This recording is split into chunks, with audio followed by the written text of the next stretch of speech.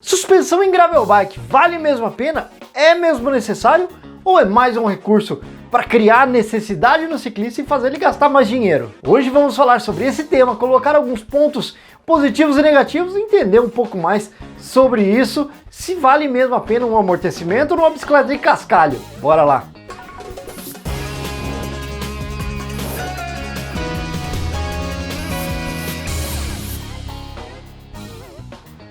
Fala pedaleiro, beleza? O meu nome é Thiago e seja muito bem-vindo ao Pedaleiro Brasileiro. Para uma categoria que usa recursos de ciclismo de estrada e de mountain bike, era uma questão de tempo até que as primeiras suspensões aparecessem nesse mundo da gravel bike. De um tempo para cá a gente vem notando vários tipos dela e aí é um misto, né? Entre suspensões de curso curto, suspensões integradas no quadro, suspensões feature shock, suspensões no canote do selim, enfim, tem uma infinidade de suspensões para que a gente adeque a nossa gravel bike. Agora a pergunta é essa, né?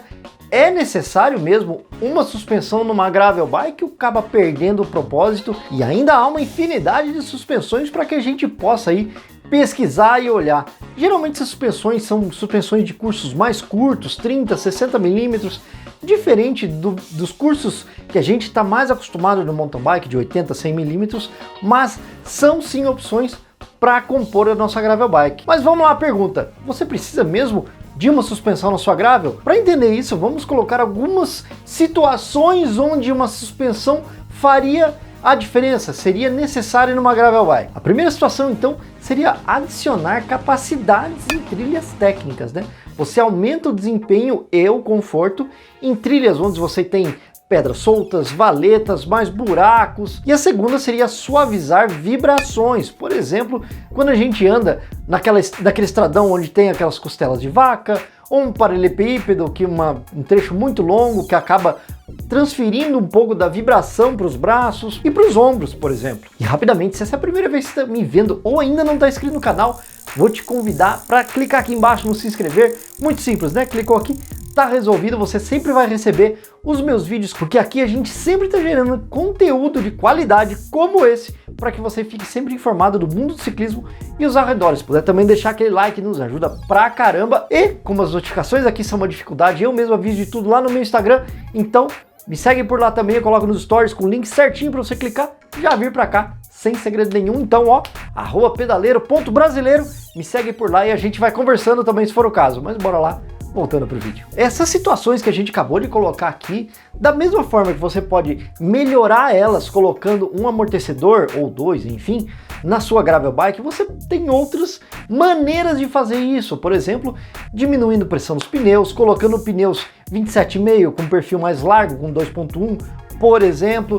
Então você acaba aumentando o conforto teu, a suavização, o seu rendimento com algumas alterações, que saem até mais barato, mas a gente já fala um pouco mais sobre isso. Essa necessidade de você usar ou não uma suspensão acaba sendo um pouco pessoal, claro, mas dores, por exemplo, nas costas, nos ombros, outras dores crônicas podem justificar um conforto maior, uma necessidade diferente para suavizar os impactos, as vibrações, mas também muitas vezes um bike fit bem ajustadinho para você na sua bicicleta pode resolver esse problema. E para entender um pouco mais o mundo das suspensões de gravel bike, vamos entender alguns modelos sobre elas para a gente compor o nosso raciocínio aqui.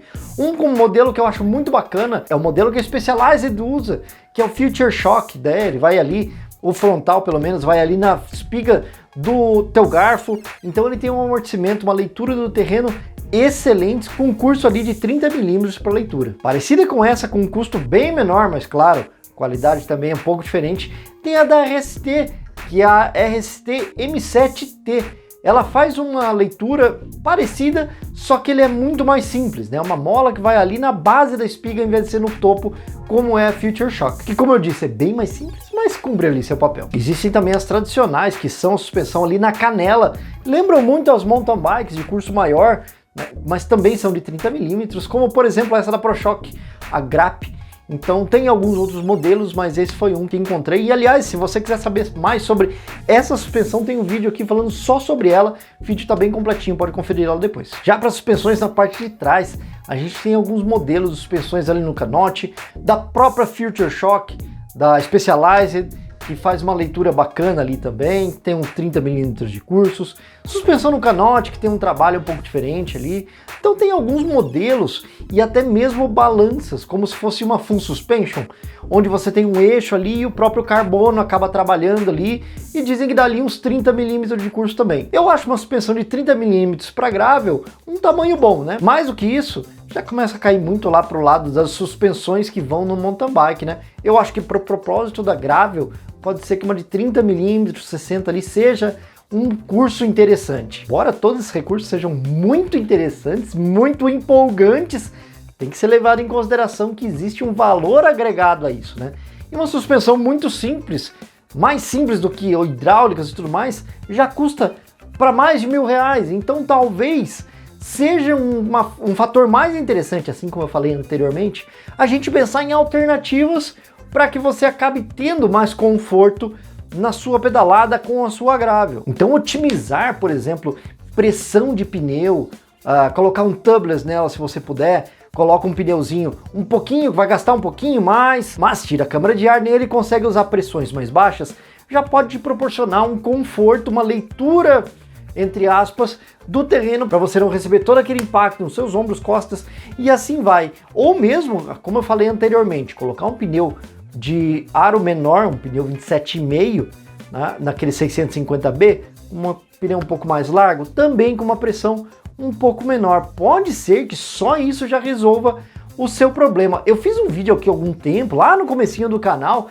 quem é das antigas aqui já deve ter visto, mas eu vou deixar aqui também, explicando um pouco como é que foi minha experiência de colocar um misto, onde eu deixei um 700 por 38 atrás e um 650B por 2.1 na frente.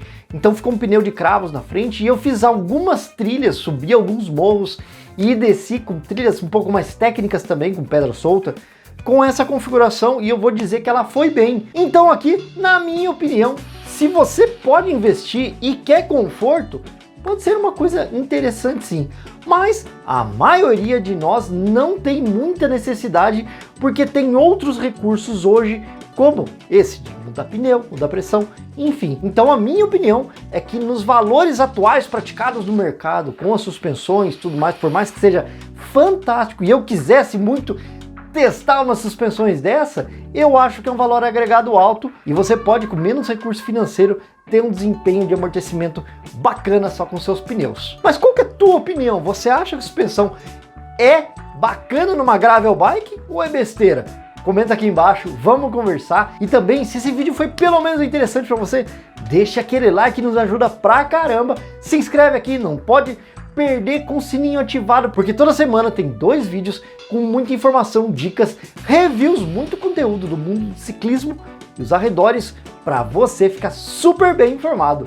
Pessoal, eu vou ficando por aqui, agradeço demais a participação de vocês até agora, um grande abraço, valeu e tchau!